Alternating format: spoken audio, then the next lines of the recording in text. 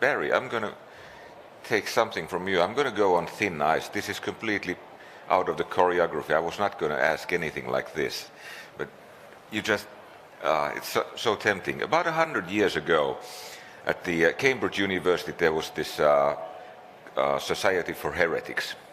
And J.B. Haldane gave a famous talk there where he was saying that there are a few things that need to be resolved before long. And these were things like related to food production, related to how hereditary things progress, how energy will be produced and things like this. And these were all, they have been sort of solved mainly through chemistry. But then there was one thing that was left, and that is still, I think, unsolved, and that's consciousness. Now, if you think about, there are people like Ray Kurzweil, for instance, who are saying that this is just pure mechanics. I don't believe it. Do you believe it? Is it pure mechanics, or is it something related to chemistry?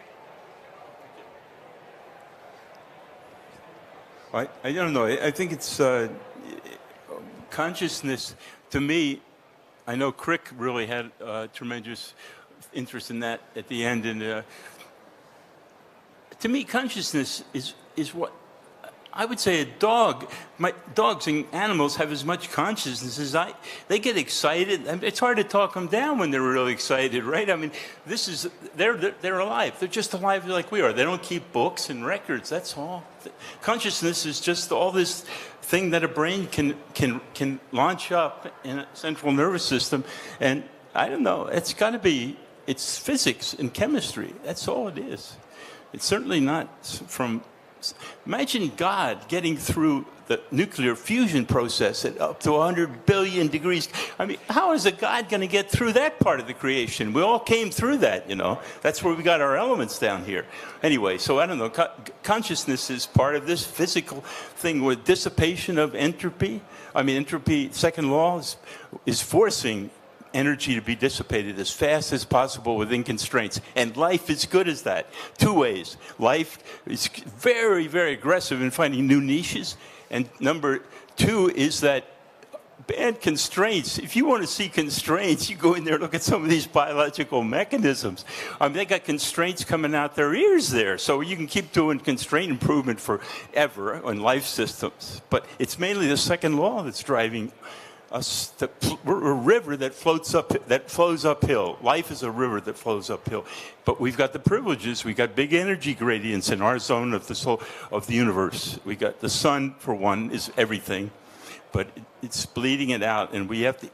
It's going to get bigger, and then consciousness is going to have to serve us really better, because how can we help eat the sun once we get to a certain level? Life is using that energy now. That's why we keep the Earth in the liquid water range. That's life's job, is to keep the water in the liquid range. You could look at it that way. It's a game between the sun and life. Venus lost the game, I think. She didn't get oxygen up soon enough. She could have had the same thing we did. That's all nonsense, of course, but people like to speculate, because we could be boiling now too. I know, consciousness, we have so much respect for and love for our consciousness, but I swear animals seem to have as much consciousness as we do. They don't know they exist maybe in the way that we think we know. But what do we know? We're not understanding life at all. Ara, do you want to comment? Yes, you say that animals may have as much consciousness as us. What? This is what you say, that animals have as much consciousness as we do? No, we're just an ensemble of, we're an energy dissipating organism that's very interlocked, and you have to have a brain to do that. You can't do it with electrical discharge, right? Well, I think that you are right, but rice, you know what is rice, what we eat, has at least as much consciousness as we have as human beings. You know that they have almost 3 times as many genes as we do. There is a question about the exact number, but 3 times as many. It's between 20 to 30,000. Rice that we eat is at least as conscious as we have. Because when we are hungry, we go to the fridge or to the store or to the restaurant and we buy what we need and eat what we need. Rice cannot. When rice is hungry, it has to wait until something will happen in the rain or in whatever human give it. When there is an enemy and tries to get on us, we can run away. Rice cannot. When there is wind, rice cannot. Still, rice exists because it has what we can call consciousness in order to act according to the outside, to the world stimuli or to the world problems or crises. So it's difficult to decide what is it and to give it to anything except for chemistry. Whatever happens in the rice can be explained in chemical terms, and this is what happened. But now I have a question to you. You talked about consciousness, whether it's chemical or chemistry process. How about love? Love. Love. Pure chemistry. He answered. Have you ever looked at Bernard cells?